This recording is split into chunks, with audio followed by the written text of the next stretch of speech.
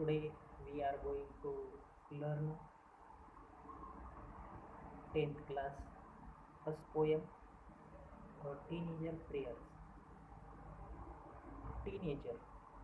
Teenager means 13 to 19 years age. मराठीमध्ये आपण त्याला किशोरावस्था असं म्हणतो.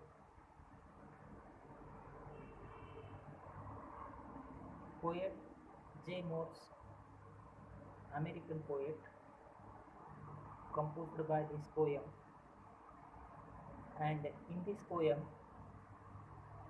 there is a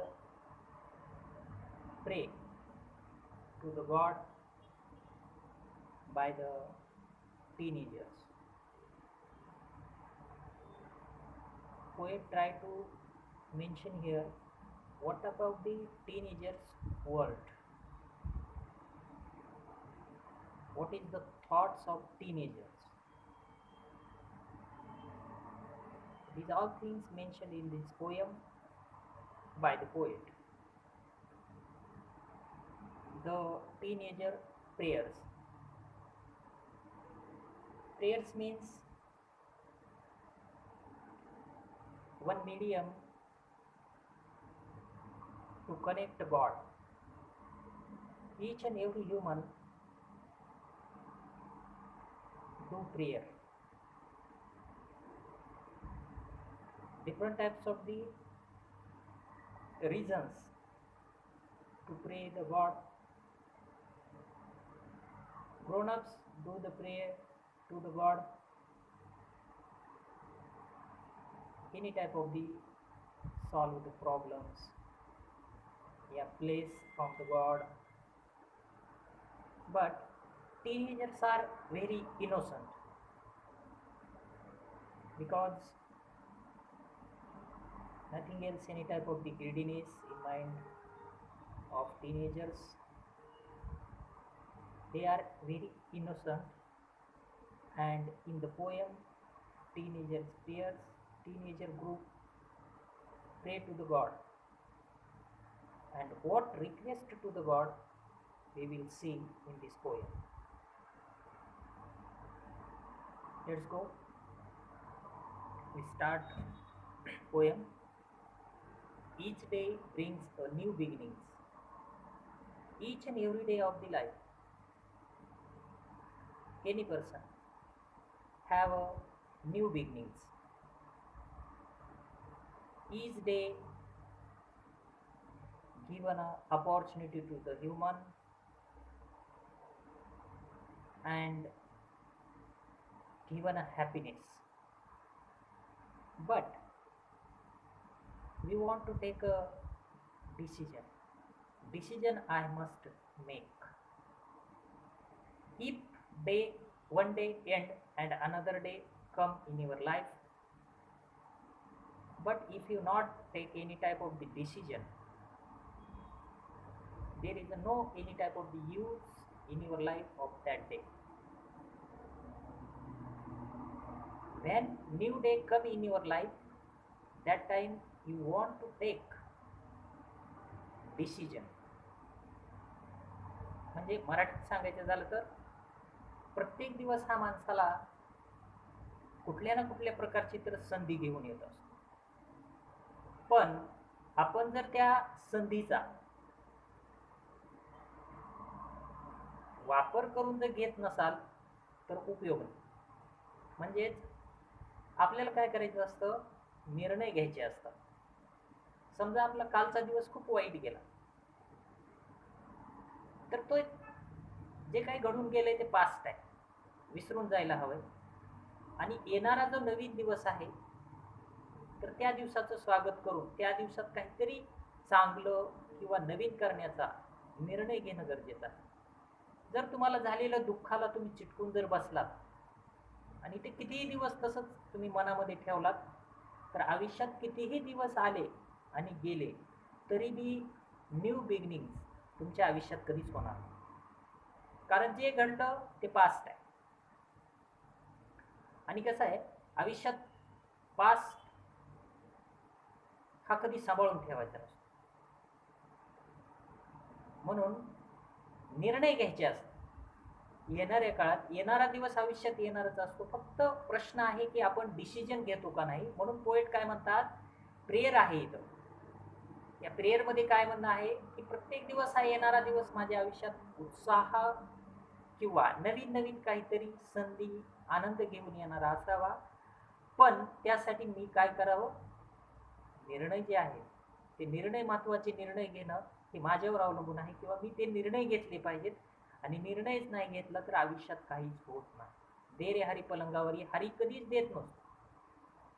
कारण की जर कृती केली तरच त्याचं काहीतरी फळ मिळत असतं. कुठल्याही क्षेत्रामध्ये असो, शिक्षणामध्ये असो किंवा वैयक्तिक जीवनामध्ये असो, व्यवसायामध्ये असो, कुठेही असो, तर काय करावं लागेल त्यासाठी आपल्याला डिसिजन म्हणजे निर्णय घ्यावे लागतील. म्हणून पोएट म्हणतात ईच डे ब्रिंग्स, ब्रिंग्स म्हणजे आणणे. प्रत्येक दिवस काय करतो, न्यू बिगिनिंग्स, नवीन उत्साह आनंद हा घेऊन येणाराच असावा किंवा असतो. डिसिजन आय मस्ट मेक, पण त्याचे जे काही निर्णय आहेत, समजा कितीही आनंदाचा दिवस आला ना आपण आनंदच मानणार नसू तर उपयोग आहे का त्या गोष्टीचा, नाही. मग निर्णय घ्यायला पाहिजे. I am the only one to choose the road that I will take. आणि काय आहे माहितीये का, जे काही आयुष्याचा मार्ग निवडायचा आहे या कुठल्या वयामध्ये, टीन एज मध्ये, 13 ते 19 मध्ये जो काही आयुष्याचा मार्ग निवडायचा आहे, जी काही दिशा निवडायची आहे, ती दिशा योग्य प्रकारे निवडण्याचा मला काय कर सद्बुद्धी दे. कारण की आपलं आयुष्य आहे, आपल्या आयुष्याचा निर्णय आपणच घेत असतो.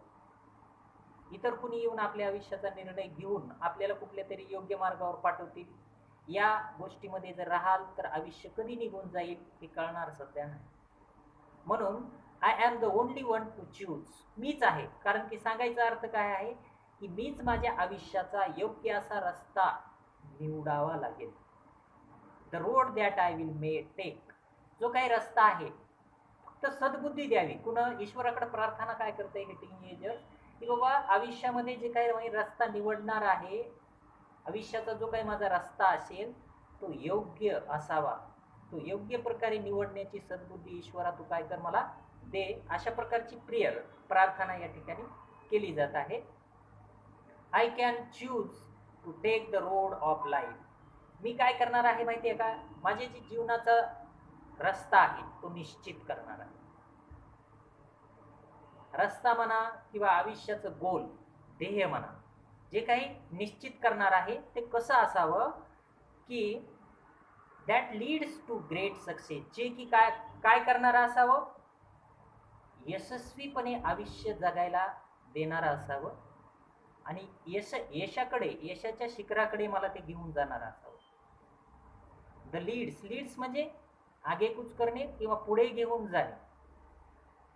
मग जो काही रस्ता आहे, मी काही निवडणारा जो रस्ता आहे तो निवडताना अशा प्रकारचे निवडण्याचे सामर्थ्य मला दे ईश्वरा, की ज्यातून मी काय करेल, that leads to great success, मी आनंदी यशस्वी आयुष्य जगण्याच्या मार्गक्रमण करेल पुढं. अशा प्रकारचा रस्ता मला निवडण्याची सद्बुद्धी दे. Or travel down the dark and road. बरं असंच नाही की काही मार्ग काय असतात, dark and road, dark and road म्हणजे वाईट मार्ग असतात, ज्या मार्गावरून चालल्याच्या नंतर स्वतःचं तर आयुष्य उद्ध्वस्त होतच, पण आपलं कुटुंब असेल किंवा कधी कधी त्याचा दुष्परिणाम, आपल्या निर्णयाचा किंवा वाईट मार्गाचा दुष्परिणाम कधी कधी समाजावर बी होत असतो. मग असा रस्ता असावा का, नाही.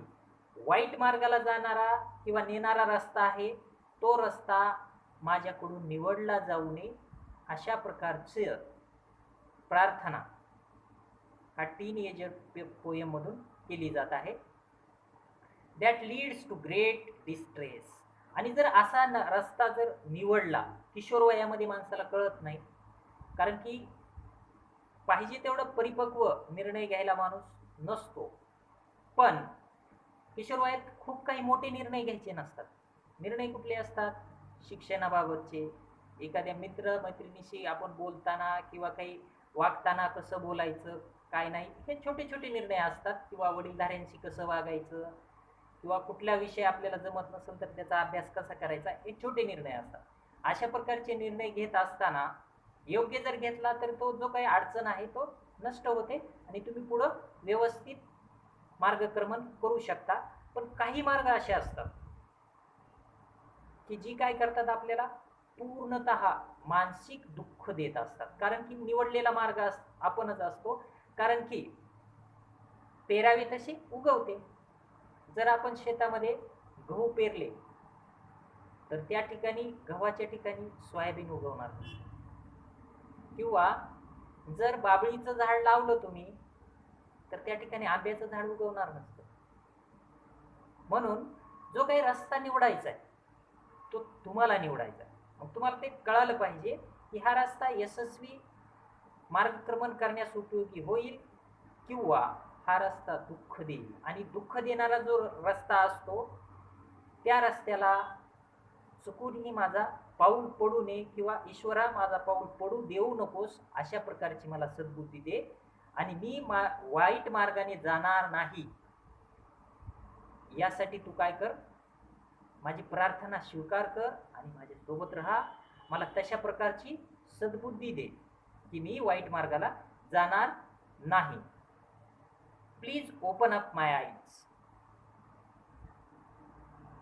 Dear lord that I might clear see. हे ईश्वरा, open up my eyes. Already all human beings eyes are open, but meaning of this sentence is open up my eyes.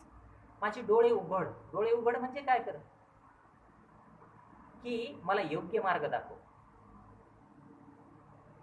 Lord, Lord means God, देव. तर मला काय कर ईश्वरा, मला योग्य असा मार्ग दाखव, माझे डोळे उघड. That I might clear see. जे की जो रस्त्याला मी जाणार आहे, ज्या मार्गावर मी जाणार आहे तो सुस्पष्ट असा असावा, ज्या रस्त्याने गेल्याच्या नंतर मी कुठं पोहोचणार आहे.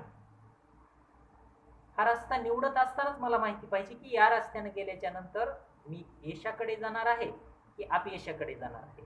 मग अशा प्रकारची रस्ता निवडण्यासाठी माझ्यामध्ये सामर्थ्य ईश्वराने द्यावं. माझी प्रार्थना ऐकावी, स्वीकारावी.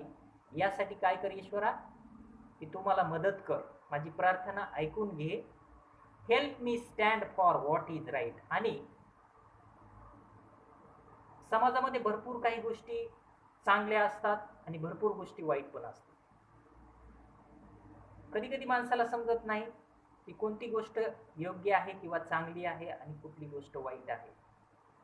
तर आयुष्यात कधीही वाईटाच्या बाजूनं किंवा अन्याय करणाऱ्याच्या बाजूनं किंवा ज्याने चूक केलेली आहे, एखादी गोष्ट चुकीची आहे, त्या बाजूला थांबू देऊ नकोस मला. जी बाजू योग्य आहे, सत्य आहे, त्या सत्याच्या मार्गावर थांबण्याचं सामर्थ्य बुद्धी मला द्यावी. का तर जर मार्ग जर चुकीचा निवडला, तुम्ही वाईटाच्या संगतीमध्ये जर लागलात तर तुमचं आयुष्य वाईटच होणार. किंवा एखाद्या वाईट व्यक्तीला जर तुम्ही मदत केली किंवा वाईटाच्या सोबत राहिलात तर त्याचे परिणाम तुमच्या आयुष्यावर होत असतात. त्याच्यासाठी ईश्वरा जे योग्य आहे, राईट, जे की माझ्या आयुष्यासाठी परफेक्ट आहे, अशाच गोष्टी माझ्या हातून घडू दे आणि अशाच ठिकाणचा सहवास मला लाभावा किंवा अशाच ठिकाणी मी सहवासात राहू. कारण की माणसावर सहवासाचा किंवा परिसराचा, जर चांगला परिसर असेल तर माणसावर चांगलाच परिणाम होत असतो आणि वाईट परिसर असेल तर वाईटच परिणाम होत असतो. मला वाईट माणसाचा सहवास सध्या लाभू नये किंवा वाईट परिसरात मी कधीही चुकून जाऊ नये. माझं जे आयुष्य आहे ते योग्य सत्याच्या मार्गावर जावं आणि त्याच्यानंतर मी चांगल्याच परिसरामध्ये, योग्य अशा परिसरामध्ये राहावं. Bring out the best in me. माझ्यामध्ये जे चांगले सुप्त असे कलागुण आहेत. प्रत्येक माणसामध्ये काही ना काहीतरी चांगले गुण असतात. कुठलाच माणूस हा पूर्णतः वाईट असतो असं नाही. जे चांगले गुण आहेत ते आपण ओळखले पाहिजेत आणि त्याचं अनुकरण करायचं, वाईट गुण सोडून दिले पाहिजेत. आणि तसंच ईश्वरा माझ्यामध्ये जे चांगले गुण आहेत, जी की माझ्या उपयोगी असतील, घरच्याच्या उपयोगी असतील, माझा मित्र परिवार असेल किंवा समाजाच्या उपयोगी येणाऱ्या ज्या गोष्टी असतील, त्या सर्व गोष्टी काय कर, बाहेर आण, म्हणजे उपयोगामध्ये आण तू ईश्वरा माझ्याकडून. म्हणजे समाजसेवेचं काम असेल माझ्याकडून करून घे, एखाद्याला मी मदत करू असं करू शकत असेल तर ती मदत माझ्याकडून तू करून घेऊ शकतोस. कारण की प्रत्येक ठिकाणी ईश्वर हा येऊन प्रत्येकाच्या अडचणी सोडवू शकत नसतो. कुठल्या ना कुठल्या माणसाच्या माध्यमातून आपल्या अडचणी सोडवण्यासाठी साक्षात ईश्वरच असतो. आणि तसंच जर मी कुणाच्या समाज उपयोगी कुणाच्या आयुष्यामध्ये जर कामाला येत असेल तर ते पण काम माझ्याकडून तू करून घे. आणि जे काय बेस्ट आहे, एकदम उत्तम चांगल्या प्रकारचं जे काही माझ्यामध्ये आहे ते माझ्यातून बाहेर काढ, म्हणजे उपयोगामध्ये आण, वापरामध्ये आण. Help lord to just say no when temptation comes my way. आणि हे ईश्वरा, देवा, परमेश्वरा, काय कर की मला एवढं सामर्थ्य दे, नाही म्हणण्याचं सामर्थ्य दे, कुठल्या गोष्टीला नाही म्हणण्याचं सामर्थ्य दे. When temptation comes my way. आयुष्यामध्ये काही असे क्षण येतात जे की माणसाला मोह घालत असतात, भुरळ पाडत असतात किंवा आकर्षित करत असतात. पण आयुष्यामध्ये जर असं कुठले क्षण आले ज्याच्या मोह मला होत असेल, जी की गोष्ट योग्य नाही पण मला मोह व्हायला त्या गोष्टीचा किंवा भुरळ पडायला त्या गोष्टीकडे परत परत मी आकर्षित व्हायलोय, तर अशा गोष्टीला नाही म्हणण्याचं किंवा अशा गोष्टी डिनाय टाळण्याचं सामर्थ्य माझ्यामध्ये दे. कारण की जर मोहामध्ये जर माणूस पडला तर तो माणूस यशस्वी आयुष्यात कधीही होऊ शकत नाही. म्हणून कुठल्याच गोष्टीची भुरळ, मोह किंवा आकर्षण मला होऊ देऊ नको. That I might keep my body clean. आणि जर मी एखाद्या मोहाला नाही म्हणलो, temptation thing, if I deny any temptation things which comes my way, what happen, I will keep my body clean. आणि मी काय करू शकेल त्याच्यामधून, माझं जे बॉडी म्हणजे इथं फक्त शरीर नाही तर माझं आयुष्य, माझं चारित्र्य, जी काय एकदम स्वच्छ निर्झर अशा वाहणाऱ्या झऱ्याप्रमाणे स्वच्छ असं ठेवू शकेल. त्याच्यावर कुठल्याही प्रकारचा डार्क स्पॉट म्हणजे चारित्र्यावर कुठल्याही प्रकारचा डाग लागणार नाही. मग यासाठी ईश्वरा तू माझी ही प्रार्थना समजून घे. मला वाईट गोष्टी आयुष्यात नकोच आहेत. कुणा वाईट माणसाच्या संपर्कात मला राहायचं नाही, किंवा वाईट गोष्ट माझ्या संपर्कात जरी येण्याचा प्रयत्न करू लागली तर त्या गोष्टीला टाळण्याचं किंवा नकार देण्याचं सामर्थ्य ईश्वरा तूच मला देऊ शकतोस.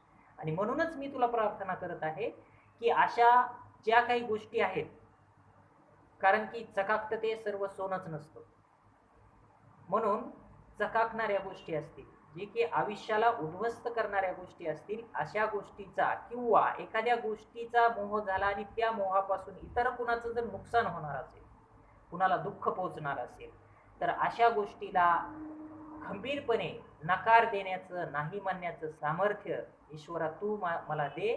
हीच माझी तुझ्याकडे प्रार्थना आहे.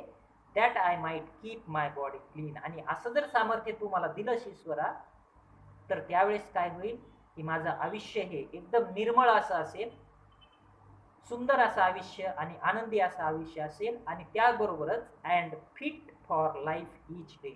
आणि माणसाचे दोन प्रकारचे काय असतात, आरोग्य असतात, किंवा दोन प्रकारचं मानसिक जीवन एक असतं आणि शारीरिक जीवन एक असतं, किंवा मानसिकता असते आणि आरोग्य असतं. मानसिक आरोग्य आणि शारीरिक आरोग्य. माणसाचं जर शारीरिक आरोग्य जरी व्यवस्थित असतं आणि मानसिक आरोग्य जरी व्यवस्थित नसतं तरी माणूस व्यवस्थित कुठला निर्णय घेऊ शकत नाही किंवा व्यवस्थित वागू शकत नाही. किंवा जर मानसिक आरोग्य व्यवस्थित आहे पण शारीरिक आरोग्य व्यवस्थित नाही, कुठला तरी आजार आहे, काहीतरी शरीराला त्रास होत आहे, तर त्यावेळेस कुठल्याच प्रकारच्या कामामध्ये मन लागत नाही किंवा माणसाचा चिडचिडपणा होतो, कुठला निर्णय व्यवस्थित घेऊ शकत नाही. मग चिडून जर आपल्या जवळ कोणी आलं तर त्याला आपण काय करतो, कोणी जवळ आलं त्याच्यावर चिडतो.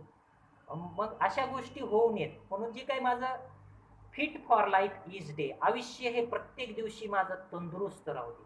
मानसिकताही असू दे तंदुरुस्त प्रकारची आणि आरोग्य पण माझं तंदुरुस्त प्रकारचं असू दे. हीच ईश्वरा तुझ्या चरणी माझी काय आहे, प्रार्थना आहे. When my teenage years are over. कारण की आयुष्यात कुणाच्याही वेळ हा कधीच थांबण्यासाठी आलेला नसतो.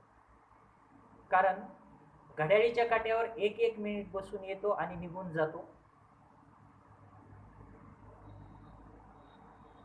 आणि वेळ ही यशस्वी असते, पण प्रत्येक माणूस हा यशस्वीच असेल असं सांगता येत नाही. त्याचं कारण आहे, जो वेळेशी मैत्री करतो, वेळ त्याला सोबत घेऊन चालतो, त्याला यशाकडे नेतो. पण वेळ कुणाशी मैत्री करत नाही बरं. माणसानंच वेळेसोबत मैत्री करावी लागते. वेळ तुमच्या जवळ येणार नाही, मी तुझा मित्र आहे असं कधीच म्हणणार नाही. आणि दुसरी गोष्ट म्हणजे वेळेला नातेवाईक नसतात. म्हणजे आपल्याला जसं असतं ना, बहीण भाऊ, आई वडील, त्याच्यानंतर मित्रपरिवार किंवा जे काही असेल आयुष्यामध्ये नाते, रिलेटिव्ह. पण वेळेला रिलेटिव्ह नसतात. वेळेचं रिलेशन कुणासोबत असतं, जो त्याच्यासोबत चलतो, वेळेचा सदुपयोग करतो, त्याच्यासोबतच ते आपण जोडावं लागतं. वेळ आपल्याशी जोडत नसतो. म्हणून आता हा पोएटच्या आयुष्यात आलेला टीनेज इयर्स म्हणजे 13 ते 19 वर्षाचा जो काही वेळ आहे तो काही थांबणार नाही. तो एके दिवशी संपणार आहे. म्हणजे टीन एज मधून अडल्ट एज मध्ये पोएट जाणार आहे. ज्यावेळी जातील म्हणजे त्यांचं 13 ते 19 वर्षाचं वय संपलेलं असेल आणि तिथून पुढचं आयुष्य त्यांचं सुरू झालेलं असेल. आर ओव्हर, ओव्हर म्हणजे संपणे. I will know that I will see. की मला माहिती असेल त्यावेळेस मी काय केलेलं असेल, मी एक कृती करेल. काय असेल, मला माहिती पण असेल की that life is live its very best. मी काही जीवन जगलेलो आहे.